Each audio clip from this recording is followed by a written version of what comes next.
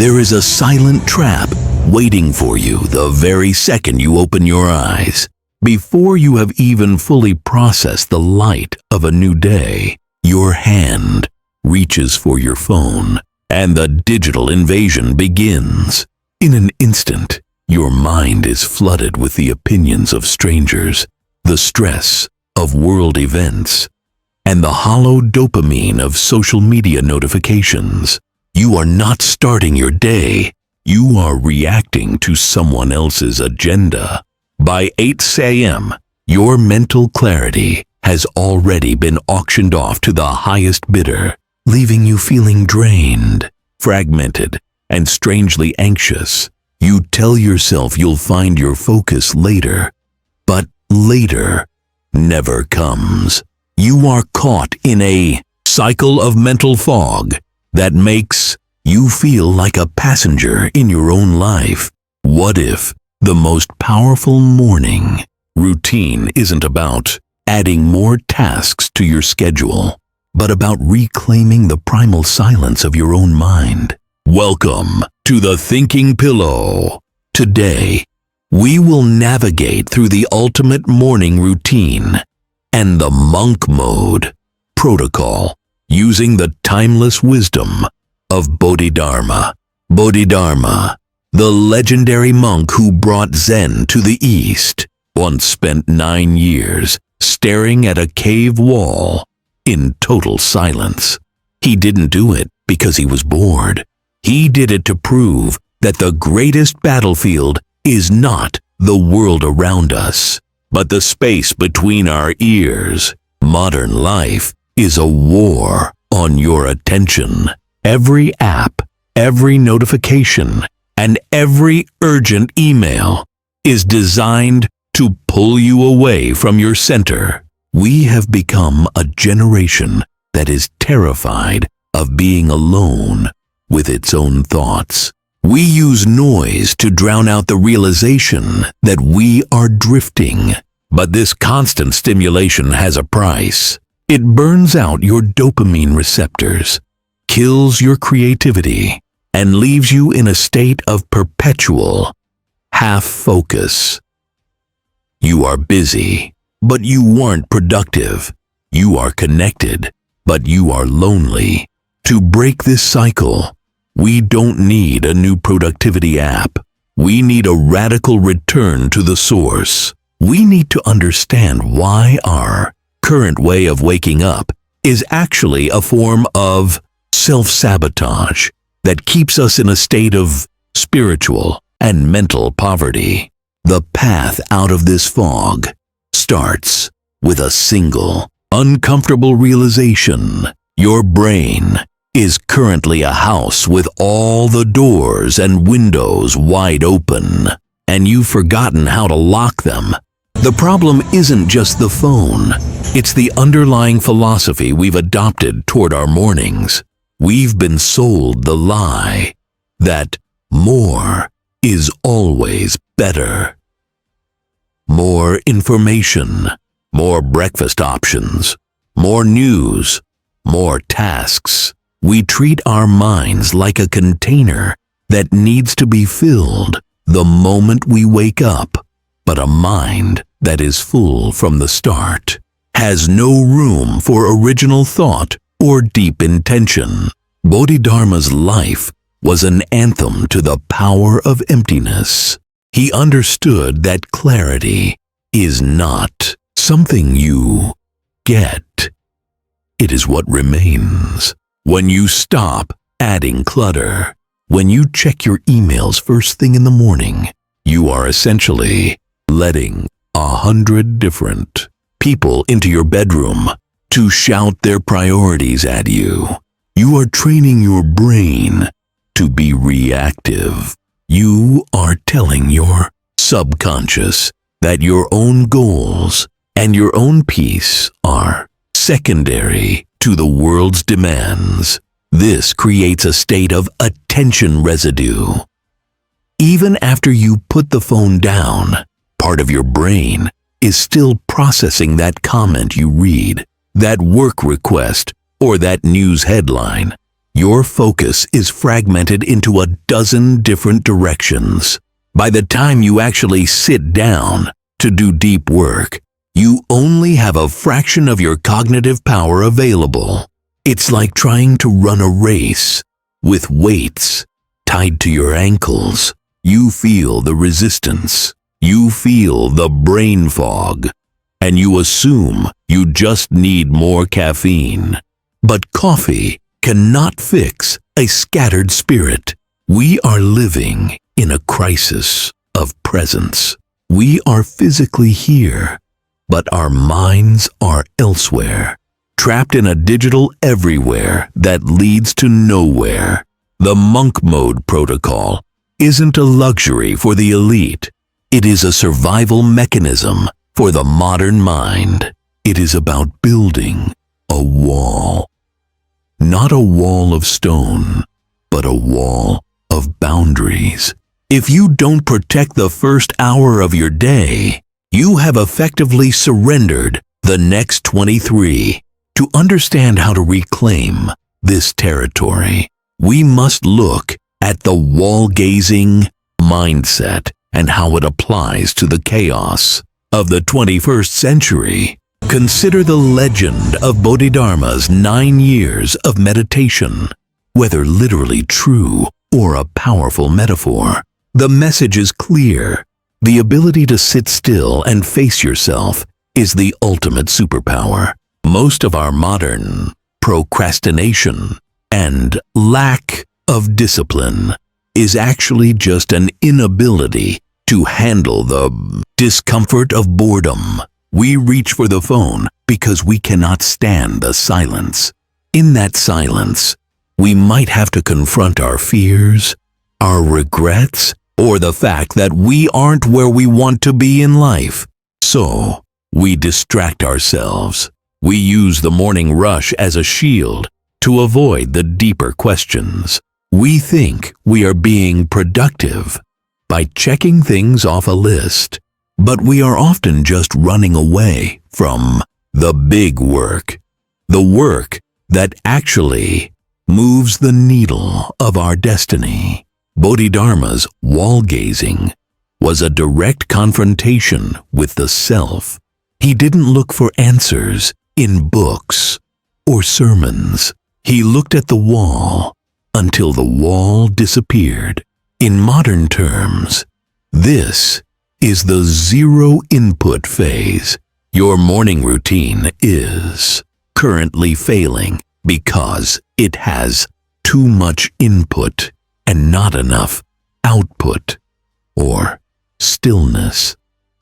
You are consuming before you are creating.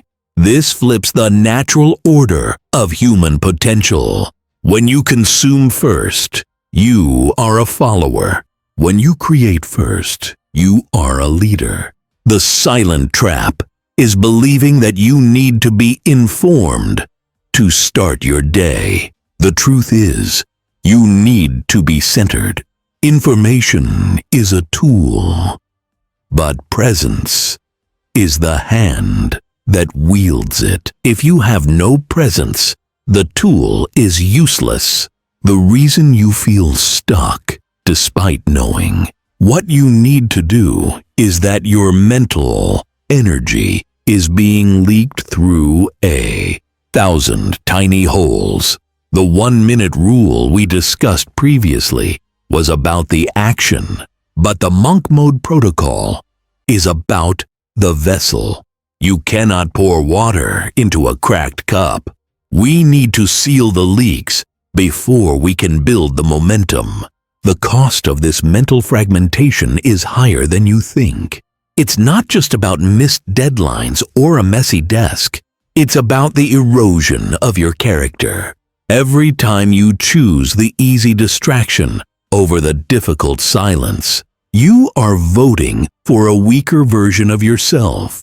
You are telling your brain that your impulses are in charge, not your will. Bodhidharma was known for his fierce, uncompromising nature. He once told a seeker that he wouldn't teach him until the snow outside reached the man's knees. He valued the grit of the spirit above all else.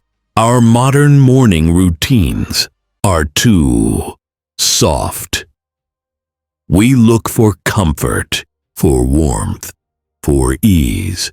But ease is the enemy of growth. If your morning doesn't contain a moment of voluntary discomfort, it isn't a routine. It's a retreat. The monk mode protocol requires a hard reset. It demands that you stop treating your morning like a buffet and start treating it like a ritual. A ritual is a sacred space where the outside world is forbidden. Imagine the power of a mind that hasn't been contaminated by the internet for the first 2 hours of the day. Imagine the focus of a person who has sat in silence, moved their body with intent, and defined their single most important task before the rest of the world has even hit the snooze button. This isn't just about being efficient. This is about becoming unfuckwithable. It's about building a mental fortress that no notification can penetrate. When you operate from this state of Bodhidharma-like intensity, the obstacles of the day don't feel like threats. They feel like opportunities to test your stance. But to get there, we have to address the most painful part of the process, the withdrawal. We are literally addicted to the chaos, and like any addict, the first few minutes of sobriety will feel like a battle. This battle is where most people quit.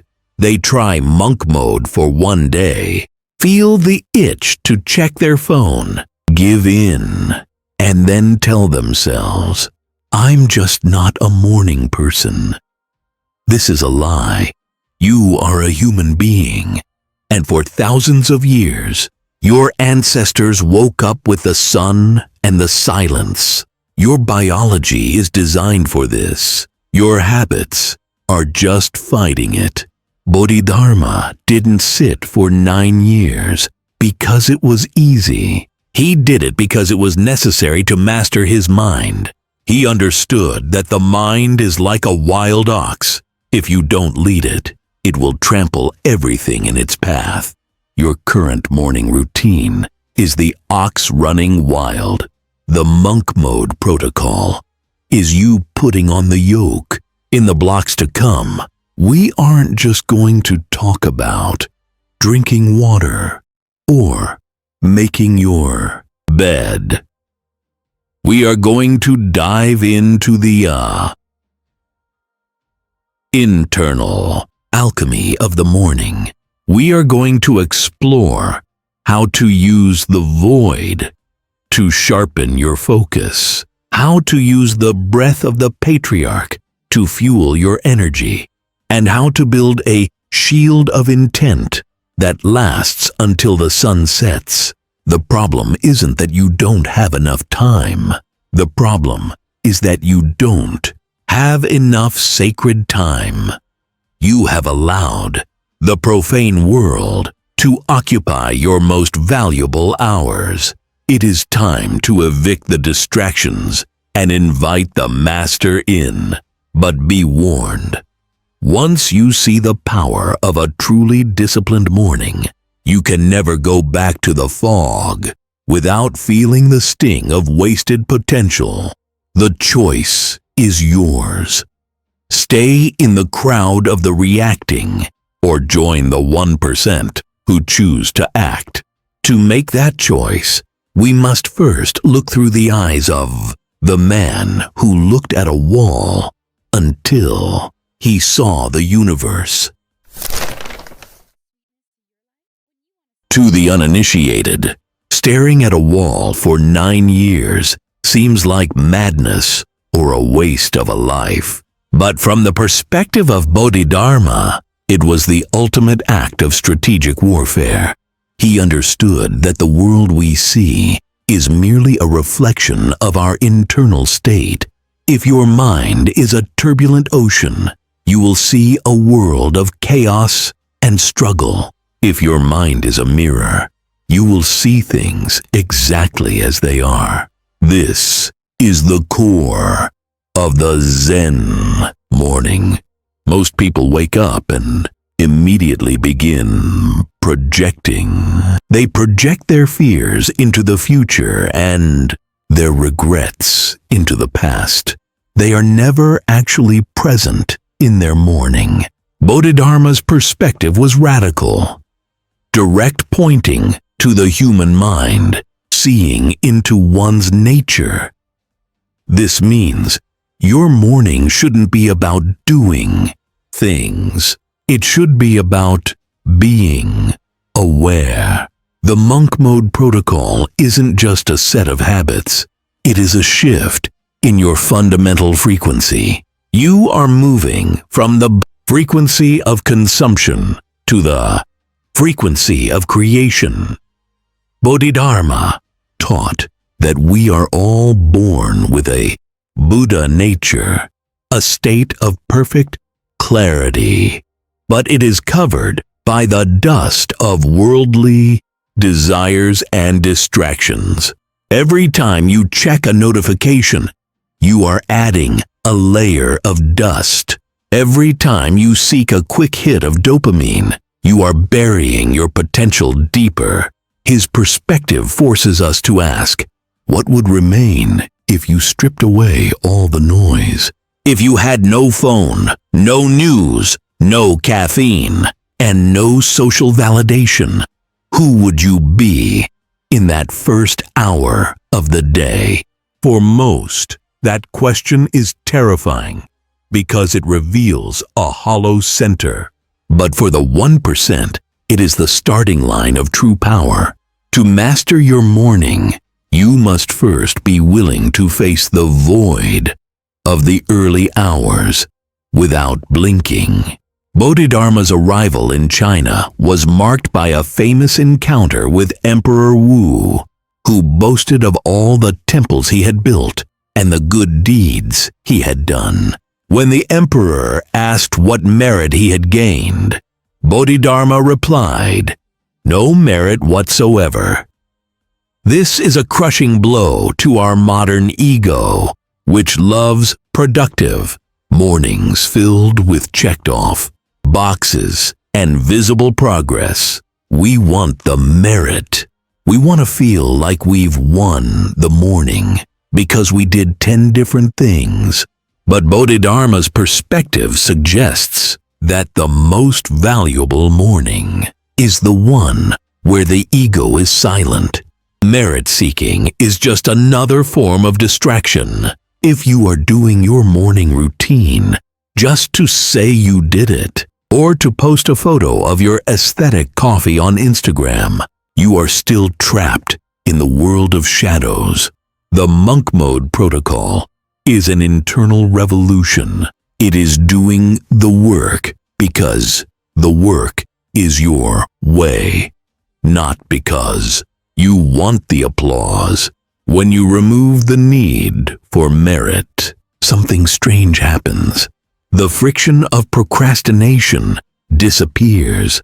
Procrastination is often caused by the fear of not gaining enough merit, the fear that our work won't be good enough or won't be rewarded. By adopting the no merit mindset, you free yourself to simply act.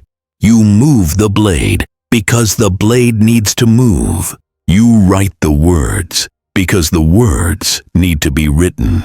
You are no longer negotiating with the results.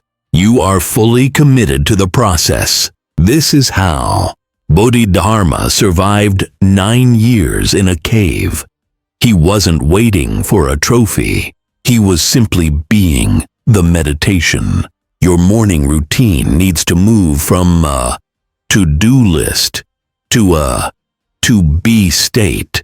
There is a legendary story that Bodhidharma once fell asleep during meditation and was so furious with himself that he cut off his own eyelids so he could never close his eyes again.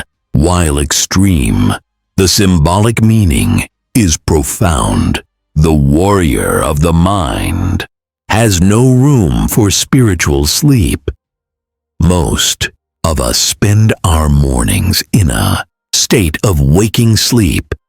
We move through the motions, showering, eating, driving, while our minds are stuck in a dream state of distraction. We are physically awake but mentally dormant. Bodhidharma's perspective demands vigilance. It is the act of keeping your internal eyes wide open. This vigilance is the cornerstone of the monk mode protocol. It is the ability to catch the very first impulse to distract yourself. When your hand moves toward the phone, vigilance sees it. When your mind starts to wander toward an argument you had yesterday, vigilance brings it back. This isn't a soft practice.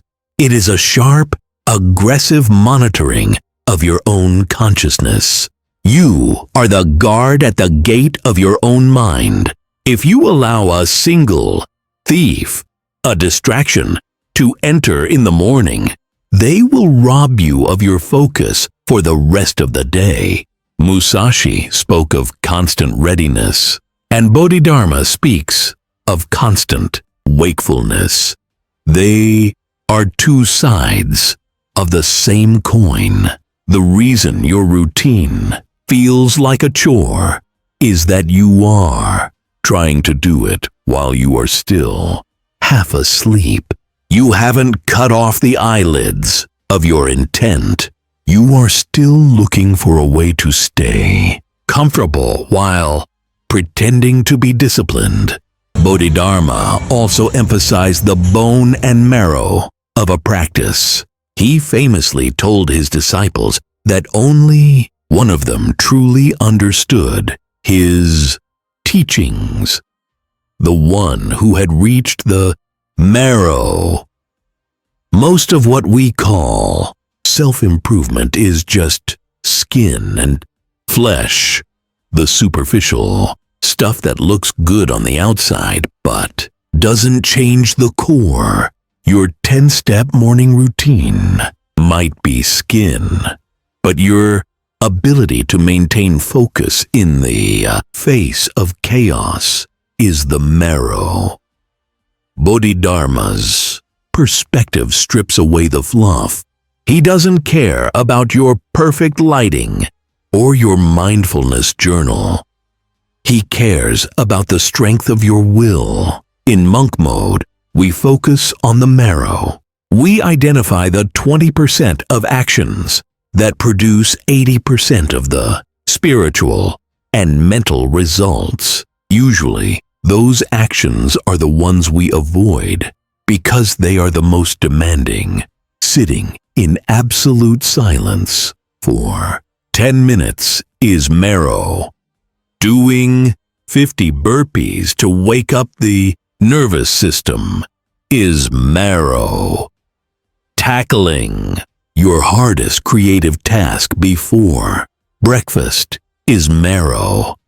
Everything else, the aesthetic, the checking of stats, the planning, is just skin. If you spend your morning on the skin, you will remain weak. If you dive into the marrow, you will become unbreakable. The monk mode protocol is a journey into the marrow of your own existence. It is about finding that raw, powerful center that exists beneath the layers of social conditioning. To find it, you must be willing to burn away the flesh of your comfort. Finally, we must understand the concept of the great doubt. In Zen, the great doubt is the intense burning question that drives a seeker to find the truth. It is not the doubt of "I can't do this." It is the doubt of, "Is this all there is?" Your morning routine should be fueled by a similar fire. You should wake up with a great dissatisfaction for mediocrity. Bodhidharma was a man of fire, not just peace. He was known for shocking people out of their lethargy. He would shout. He would strike. He would do whatever it took to wake up the sleeping mind. Your alarm clock shouldn't just be a sound. It should be a great shock to your system. It is the moment where you decide whether you will remain dreamer or become a realizer. The Bodhidharma perspective doesn't allow for half measures. You are either in monk mode or you are in the fog. There is no middle ground. The reason you struggle with discipline is that you haven't made it non-negotiable. Yet, you still see it as an option. But for the master, there are no options. There is only the way. As we transition from perspective into the deep solutions, you must decide: are you ready to cut off the eyelids of your distraction? Are you ready to reach for the marrow? The path to the 1% is narrow and steep, and it requires a spirit that is ready to face the wall until the wall breaks.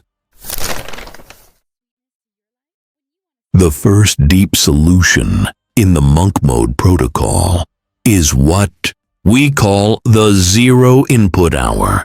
This is the practical application of Bodhidharma's wall gazing. From the moment your eyes open for exactly 60 minutes, you are to consume absolutely nothing.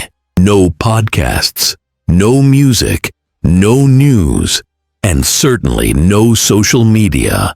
Your brain in the morning is in a highly plastic theta wave state. It is a sponge ready to be programmed. If you fill it with the chaos of the world, you are programming yourself for anxiety. By maintaining a zero-input environment, you allow your own subconscious to rise to the surface. This is where your best ideas, your deepest solutions, and your true intent are found. You aren't doing nothing. You are protecting the birth of your own thoughts. Bodhidharma didn't find enlightenment in a book. He found it in the silence that remained when the books were closed. Your clarity is currently buried under a mountain of other people's words. The zero input hour is the shovel that digs you out. This practice creates a mental vacuum. In nature, a vacuum must be filled. When you refuse to fill your mind with external noise, your internal wisdom is forced to occupy the space. You will find that during this hour, the solutions to the problems you were stressing about the night before suddenly appear with effortless clarity. This isn't magic, it's cognitive efficiency. You are allowing your prefrontal cortex to function without the interference of emotional noise.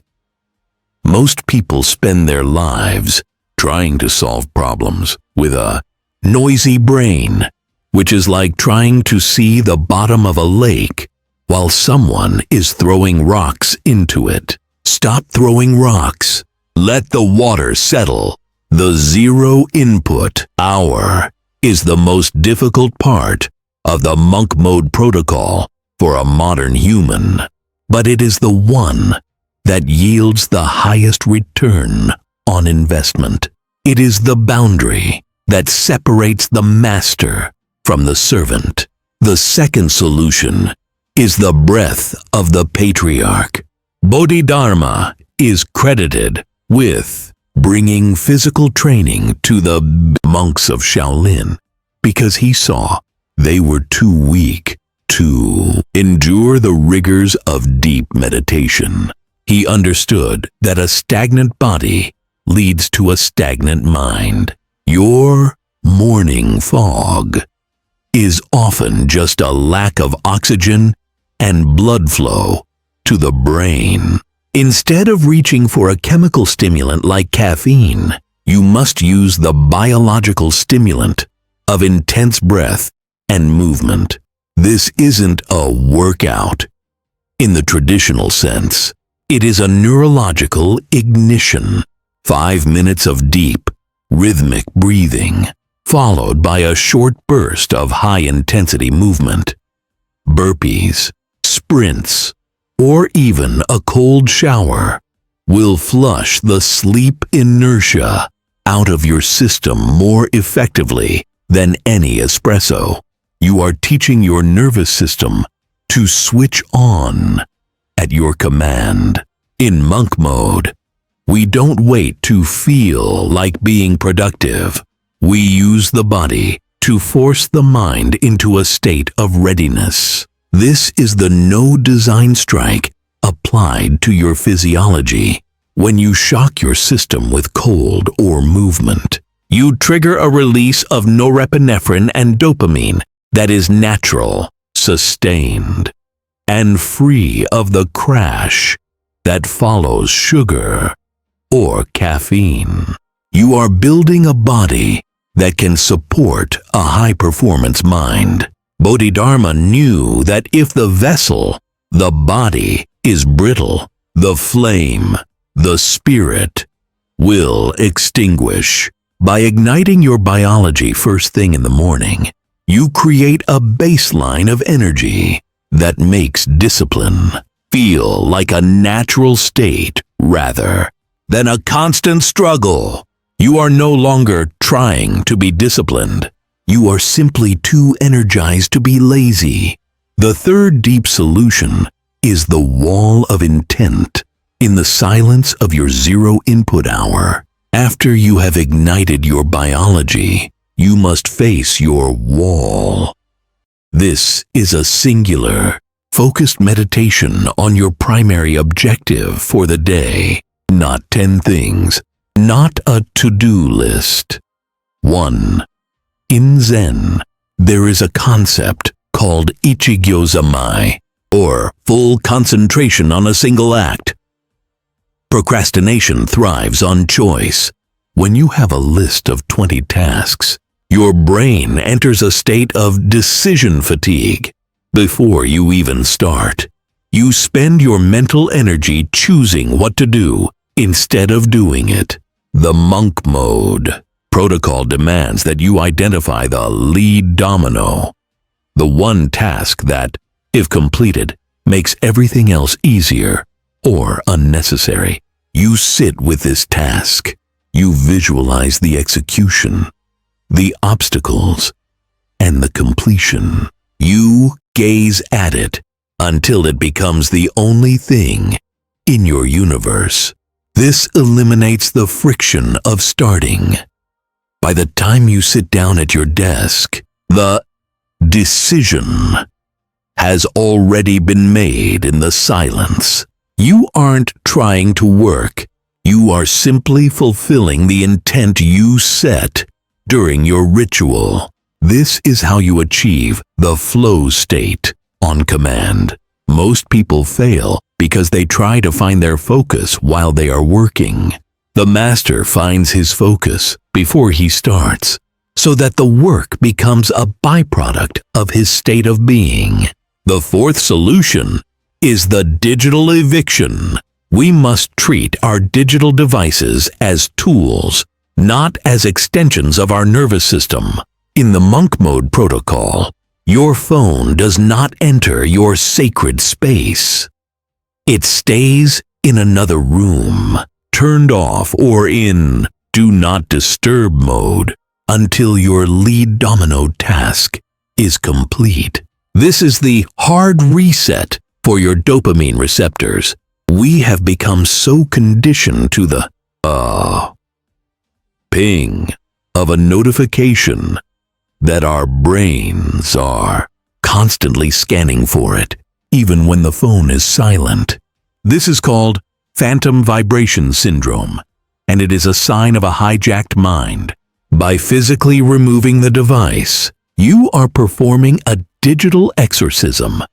You are reclaiming your inner territory. Bodhidharma taught that mind is the Buddha. If your mind is constantly being pulled by an external algorithm, then the algorithm is your God, not your own mind. The digital eviction is a test of your sovereignty. It will feel uncomfortable. You will feel an itch to check for messages. That itch is the feeling of your addiction dying. Do not scratch it. Let the discomfort burn.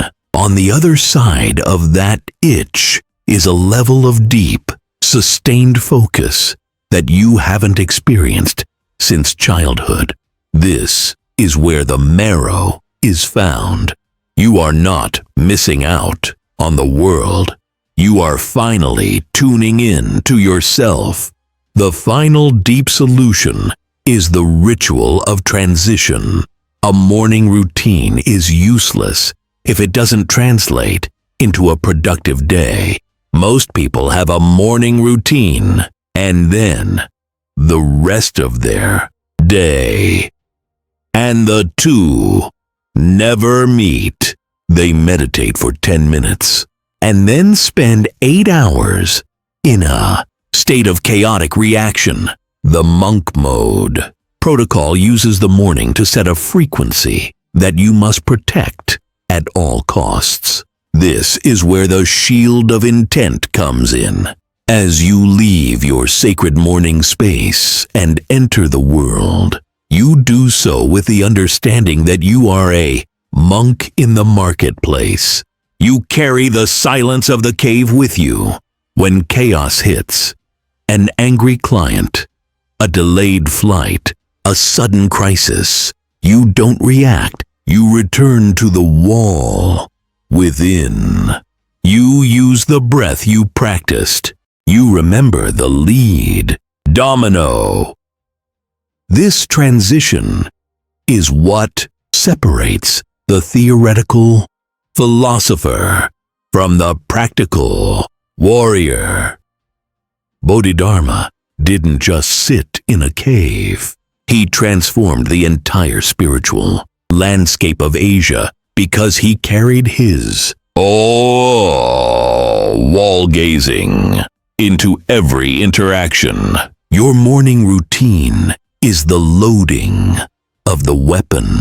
Your day is the firing. If you don't load correctly, you will misfire. But if you have reached the marrow of your morning, the rest of the day becomes a dance of precision. As we move into the final action plan, remember, knowledge is only the skin. Application is the marrow. Knowledge without action is merely a sophisticated form of procrastination. You can watch this video, feel the surge of inspiration, and still wake up tomorrow to the same chaotic habits. To prevent that, we are building your monk mode blueprint. This is not a suggestion. It is a tactical order for your soul. The first step of the plan is the sanctuary setup. Tonight, before you sleep, you must evict the intruders. Remove your phone, tablet, and laptop from your bedroom. If you use your phone as an alarm, buy a basic digital clock. The bedroom must return to being a place of rest and silence, not a digital hub. This physical boundary is the foundation of the protocol. By removing the temptation You eliminate the need for willpower in those first vulnerable seconds of the morning. You are preloading your discipline. The second step is the rule of 3. You will define 3 and only 3 non-negotiable actions for your first 90 minutes. For example, 10 minutes of the breath of the Patriarch, movement breath, 20 minutes of wall gazing, silent reflection, meditation, and 60 minutes of deep work on your lead domino. Do not overcomplicate it. Bodhidharma's power came from his simplicity, not his complexity. He didn't have a 50-step checklist. He had a singular focus. Write these 3 actions down on a physical piece of paper and place it where you will see it the moment you wake up. Your goal for the first week is not perfection. It is non-negotiable execution. You are proving to yourself that you are the captain of your ship. The third step in the action plan is the 90-minute lockdown. During this time, the digital eviction is absolute. If you need a computer for your lead domino task, you must use a blocker or disconnect the internet entirely. Your brain will scream for a quick check of the news or a brief look at an email. This is the wild ox trying to break free. Every time you feel that urge and choose to stay with your task, you are performing a rep for your mental muscle.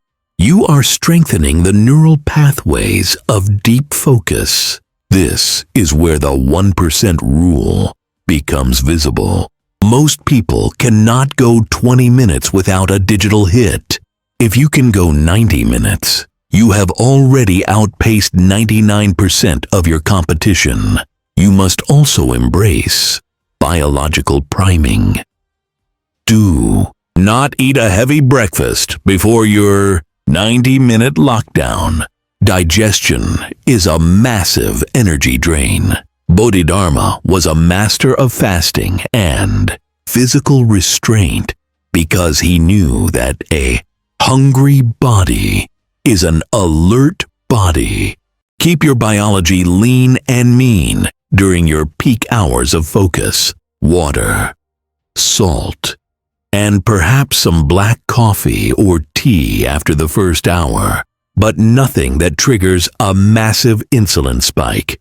You want your blood in your brain, not in your stomach. This fast of the monk keeps the brain fog at bay and ensures that your cognitive resources are fully available. For your lead domino, you are treating your body like a high-performance engine, not a disposal unit. Step 4 is the compass audit. At the end of your 90-minute monk mode block, take 2 minutes to review your progress. Did you move the needle? Did you stay focused? If you failed, do not indulge in the skin-deep emotion of guilt. Guilt is just another distraction. Instead, perform a marrow-deep analysis. What was the trigger that broke your focus? Was it a notification? Was it an internal thought? Identify the leak and seal it for tomorrow. This is the direct pointing that Bodhidharma taught. You are looking directly at your own mind without judgment, only with the intent to improve. This audit is crucial because it turns your morning into a closed-loop system. You are constantly learning from your own performance. Most people repeat the same mistakes for decades because they never stop to look at the wall of their own behavior. By doing a daily audit, you ensure that your discipline is evolving. You are becoming more efficient, more resilient, and more aware of your own shadow.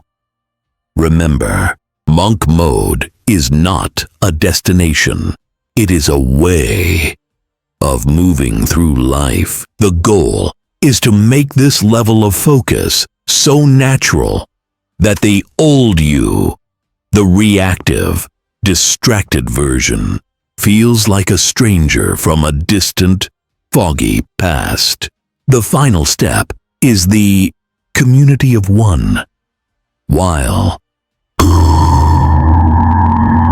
the Thinking Pillow is a growing community of like-minded warriors, your practice is ultimately a solitary journey. You cannot rely on external motivation or accountability partners to do the heavy lifting of your spirit. Bodhidharma sat alone in that cave. He didn't wait for a meditation buddy. True discipline is what you do when no one is watching and there is no merit to be gained. It is the integrity of your own soul. You must become your own master, your own teacher, and your own guard. This action plan is your sword of Zen. It is designed to cut through the illusions of the modern world and reveal the marrow of your potential. But a sword only works if you draw it. Tonight, when you place your phone in another room, you are drawing the sword. Tomorrow, when you face the silence of the zero input hour, you are making the first strike. The world will try to pull you back. It will try to convince you that monk mode is too hard or that you are missing out. But remember, the great doubt is the life you've been living really all there is? Is the fog really worth the price of your destiny? Bodhidharma's eyes were always open, and now yours are too. As we conclude this navigation through the monk mode protocol, realize that the Thinking Pillow is not just a channel you watch. It is a philosophy you live. The bust of the masters we place on this sofa are not just decorations. They are reminders of the heights a human spirit can reach when it refuses to be tamed by the trivial. You have the blueprint. You have the historical authority. You have the biological tools. The only thing missing is the no design strike. The immediate, unhesitating action. The man who entered this video is not the man who must leave it. One was a passenger. The other is a warrior. One was lost in the fog. The other is staring at the wall until it disappears. The next minute of your life is the only one that matters. What will you do with it? Will you succumb to the itch, or will you embrace the silence? The marrow of your life is waiting for you to claim it. Don't forget to subscribe to The Thinking Pillow for your weekly dose of strategic wisdom. Leave a comment below with your lead domino for tomorrow. Make your commitment public. Make it real. The path is narrow, but the view from the top is infinite. We'll see you in the next silence.